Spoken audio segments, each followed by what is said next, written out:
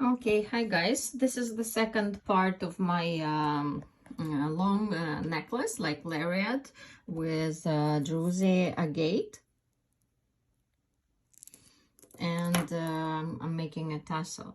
So if you haven't watched the first part, please watch it. So I was working on the tassel, and I love how it turned out. Like, I haven't completed it, fully finished it, but for the first, because the cap is quite long, and I didn't want to hide this beautiful Japanese cubed seed beads, and they're actually expensive inside the cap. So I found the color that is like very close to the color of the bead cap, so it's not going to be visible.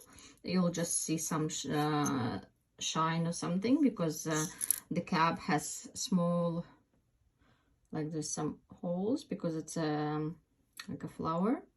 Okay, but it will look nice.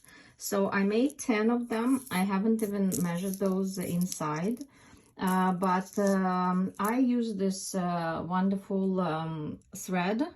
I'm repeating myself again, that I bought on AliExpress. I will post a link. I will do all those videos together in one, and I will post a link to this thread. This thread is available in different colors. There's also gray, and I think I will purchase gray, but a gray I know leaves like paint markings on the hand, so we'll see how it goes. But I love this. It's so soft, flexible. It's hard to cut with scissors, so I was using this thread zapper for burning this, and it's flexible and extremely strong. I used it with the uh, I'm sorry. I used it over here, and I made mistake, and I had to cut it because I couldn't pull through. So yes, it's very strong. How I did this tassel. So I did 13 and 36. Just like you do the fringe earrings. If you did the fringe earrings for the dangle part, you put. So to make it more effective, because at the beginning I noticed it was quite hard to work on it, because it was taking too much time. So I was separating for each of the threads, because I always get interrupted so by my son. So I wanted to make sure I don't have to recount every time. So for every time I was counting 13 and 16, putting aside, and another 13 and 36 putting aside, so I don't have to recount them, because this color, especially if you work in the evening, like, it's extremely difficult on your eyes. Even with the light, I felt like it was getting even worse with the light, because of the beautiful sparkle. It was hard to count them once they're on the thread. So I did cut the thread like 2 plus I think the best would be 3 lengths. And I was working with 2 big eye needles. Again, word of caution, they're very sharp. The edges are sharp, so you have to make sure you're not pulling.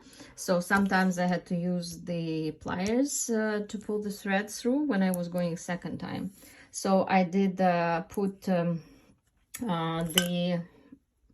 forgot what they're called, because at the beginning I was trying to do it without, and I was like, what can I do so it will not move? Because once you put the thread, the beads on the thread, when you start going back, when you go back, you leave one and you go through the other ones, all the beads were moving, and it was causing a lot of problems. So I remembered I had this, and I used that on the thread. So I did 13, 36, skipped one, went back, left. Used on the other side, I used another needle, again did the 13, 36, went back, and when they met in the center, I fold them, and I made like 3 knots, and that's it. So I made 10 of them. So last night I was thinking, so if I put all of this together in one, all together, I realized that I made a mistake, because I should have left maybe like small, like 5 millimeters or quarter or of an inch, just with the thread. So when you put all of this together, they will be even over here. But I didn't do it because this is the first time I was making tassel like this. Next time when I do it, I will leave some space with just the thread, because the threads don't take as much space and they don't go up, so the sides wouldn't go up. So what I did to solve the problem, I decided to do 5 and 5 together. In this way, it doesn't look very noticeable that the ends are not that even though I have exactly the same amount. And I think once I put it inside over here, 1 and 1 together, they will align, because I will push them together.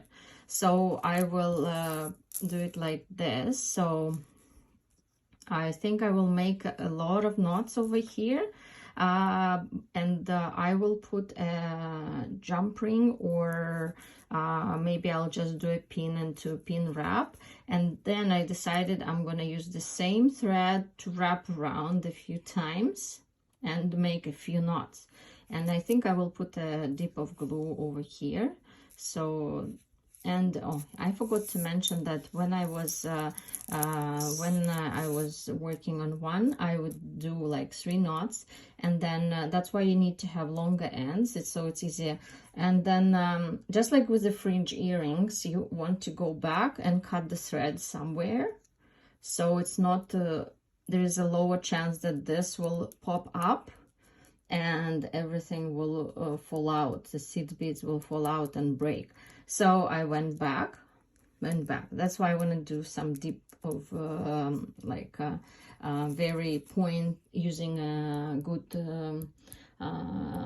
glue with the fine point to put some glue. Okay, so I'll so look at this beautiful necklace again. I just love it, and the seed beads look gorgeous. So I will put a number of the seed beads with the color under the description of the videos. And these were the fire polish check beads. I also have know what it is. It's jet purple iris. Okay, so stay tuned. Don't forget to like and subscribe if you like my videos. I want to make more of them for you and share my experience and maybe my expertise in some of the areas. So I will make one more short video to show you the end result and explain if it worked, what I wanted to do, how to finish it, if it worked for me or I had to do something else. Thank you.